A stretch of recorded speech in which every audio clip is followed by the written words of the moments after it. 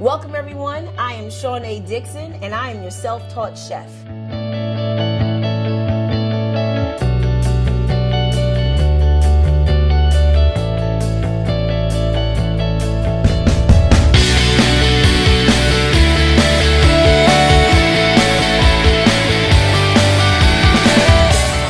People. It makes people feel good, it makes people cry, it makes people laugh, it makes people have a good time.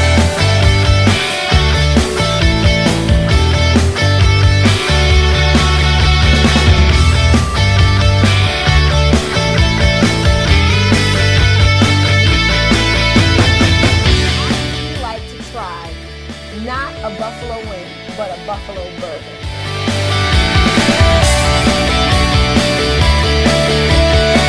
A stuffed burger with blue cheese crumble and a fancy mild white cheddar cheese on top.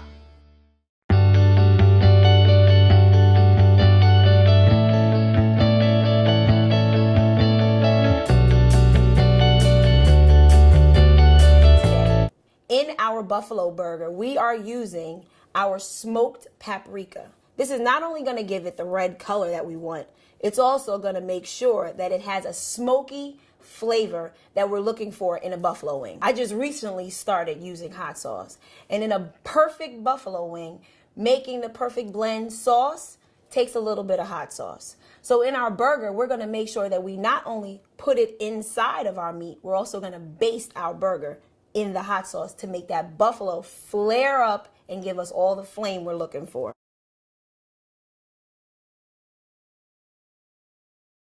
Can't do a burger without burger meat. We're using nice lean turkey meat. Marrying the ingredients of mayonnaise and ketchup not only will bring the flair of color to our burger, but it will also soothe our tongues when we start tasting that hot sauce coming out of that buffalo burger. All the things that make it pretty: lettuce, romaine, tomato, and an onion. Mild white cheddar. Blue cheese, anyone? Every good burger needs a good old bun.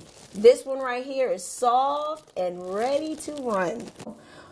Let's cook. Let's get cooking. In starting out with this burger, you want to make sure that you season your meat. I like to keep it sort of simple. We want to make a good burger, so we want to just work on one. So I'm taking roughly about a half a pound of meat out of here.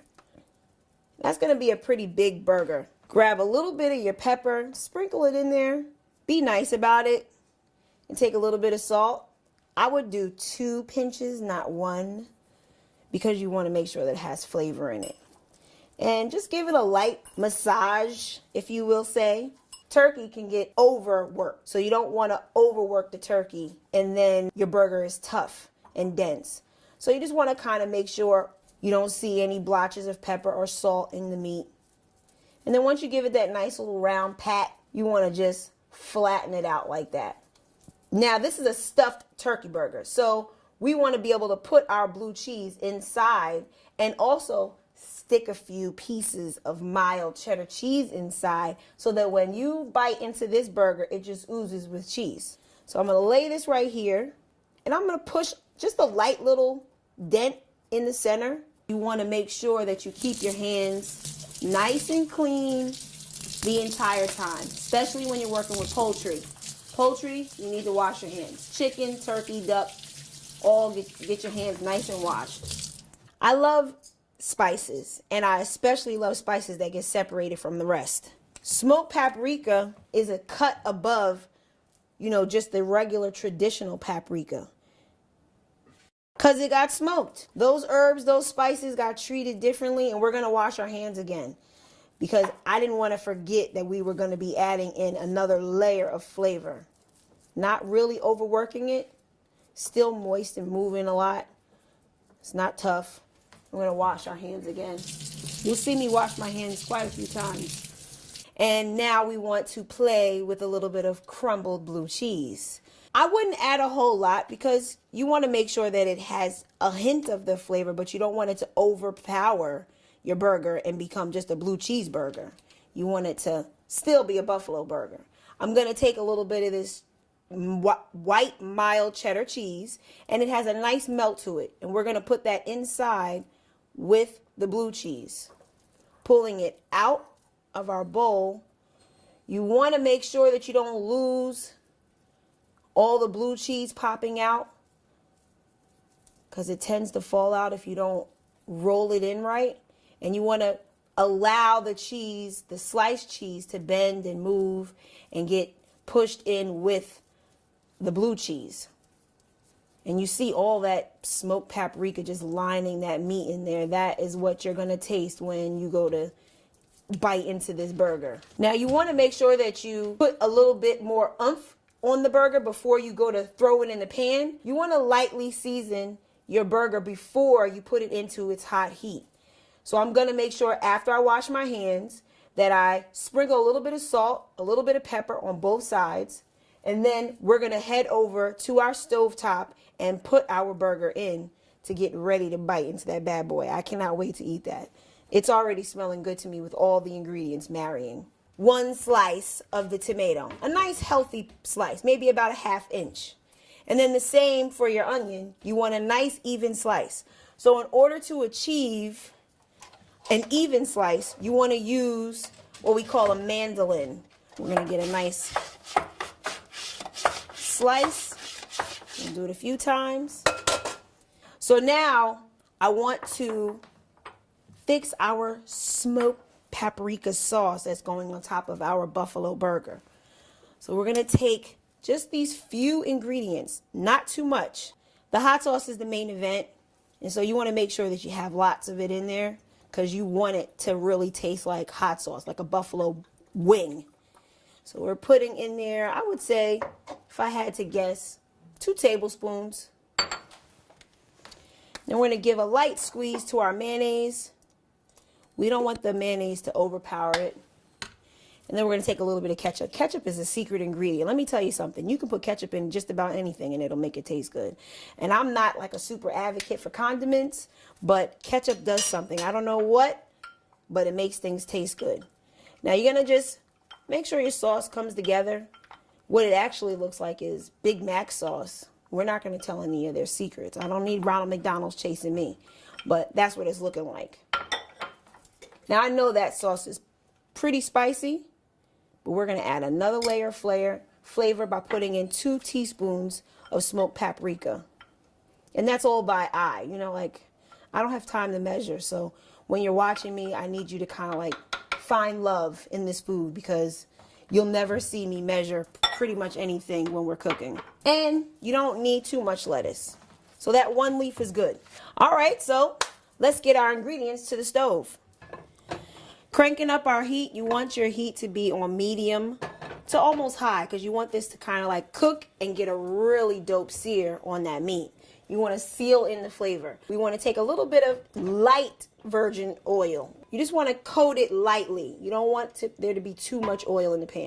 You want to heat this up for just a few seconds. You want to make sure that you get your pan nice and hot because we want to make sure that we execute a really dope burger. So executing it means high heat, nice sear. So I think we're ready now. I think it's kind of hot. I can hear it crackling and popping a little bit. And lay it right there in the center. I put my hot sauce right here because I want you guys to really keep in mind that this is a buffalo burger. We want it to taste like a buffalo wing at your favorite wing spot. Get yourself a nice sturdy spatula. And as it starts to cook, you'll start to see the edges of your meat at the lower bottom half start to turn a light brownish gray color. You want to make sure that it gets to a almost brown sear. We're going to give it a few more seconds so that can just seal in the flavor from that paprika and the salt and the pepper. And lift and flip. So as we start to sear the second side and cook our whole burger evenly, we're hoping that that cheese is melting really, really nice. In a few minutes, what you'll be able to do after you get those nice sears on both sides is let your burger rest in the pan and just cook. This is going to take about, I'll say 8 minutes easily to make sure that it's cooked all the way through. One thing that I live by cooking a burger is not to smash it. Do not take this spatula and smash that burger and push all of that juice and ingredients out of there and just, you know, create a real master catastrophe. Let the burger cook. It's resting, it's chilling, it's doing its thing. All it's saying is get my stuff ready. Another reason why I'm not going to push on this burger is because I don't want to lose the cheese, because I'm starting to see the cheese working its way out. You see right there, really close, and this is really being like really weird about the food. But right here is cheese coming right out of there. And we want to make sure we keep that cheese sealed in. So I have a trick. The outer parts of this pan are super hot.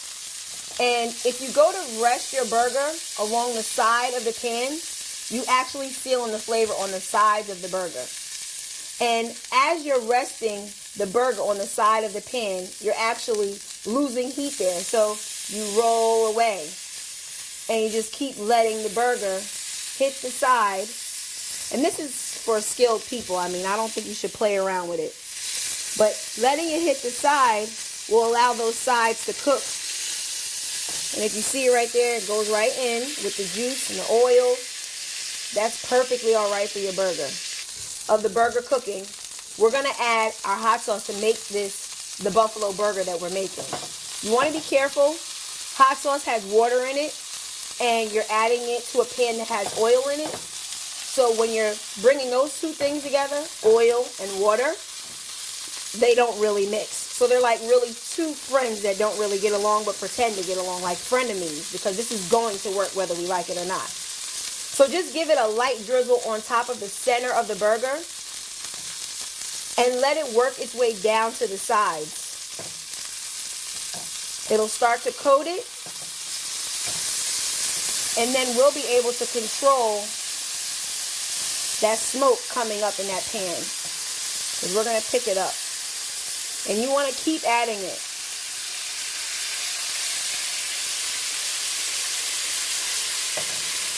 Look at that.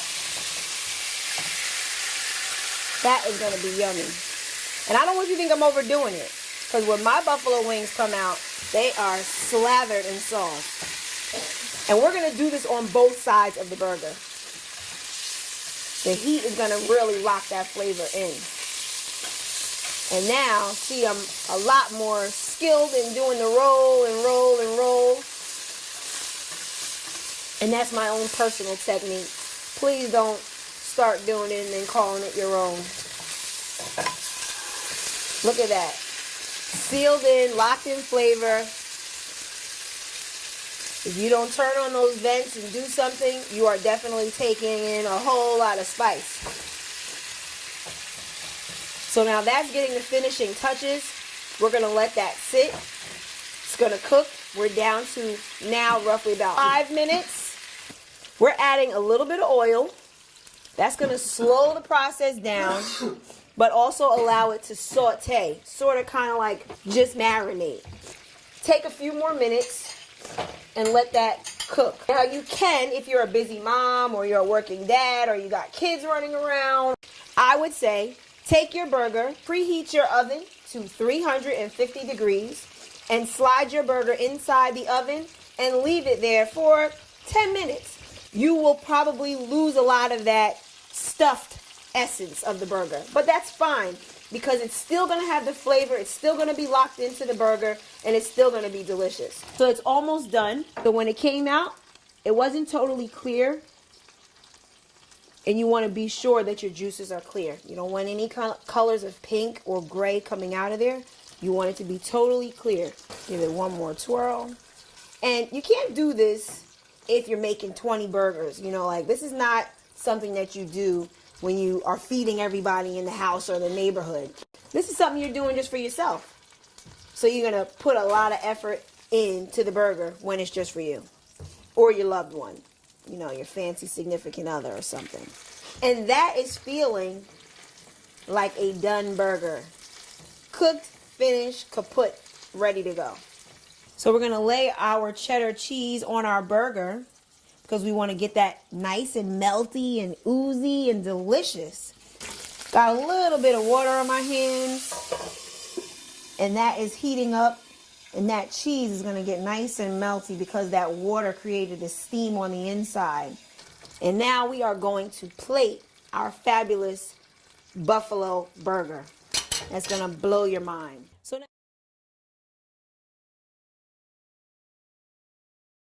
now we got our bread resting right here. We're gonna grab our sauce.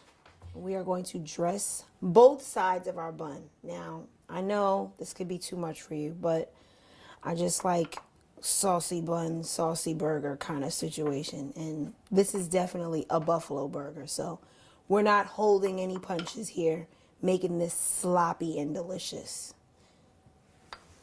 Now we're gonna take our burger. Look at that.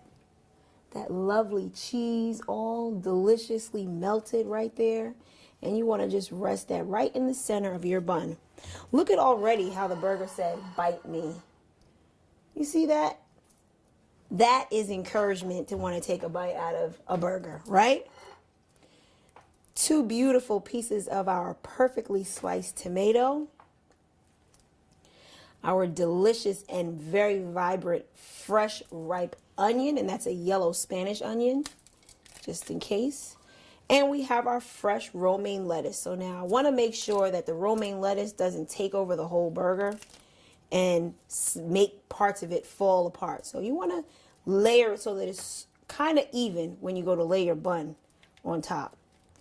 I want to give it a few more beautiful dashes of some blue cheese. And I want to make sure that I top it off with hot sauce, because what's a buffalo wing or a buffalo burger without hot sauce? Take that bun, and there you have your fabulous voix freaking la. Very delicious buffalo burger. Now, I know we stuffed cheese in there, so we need to see what's going on the inside. So like any steakhouse, when they come stabbing that burger in there and handing it to you, this is a man's burger, because look how deep that cut is. Give it a nice cut on each side. Bring it all together. If it starts falling apart, just tell it to stay together. And let's take a look at that already messy buffalo burger inside. That's a foodie's dream right there. Sliding out, I can't even tell you what the bite is going to taste like.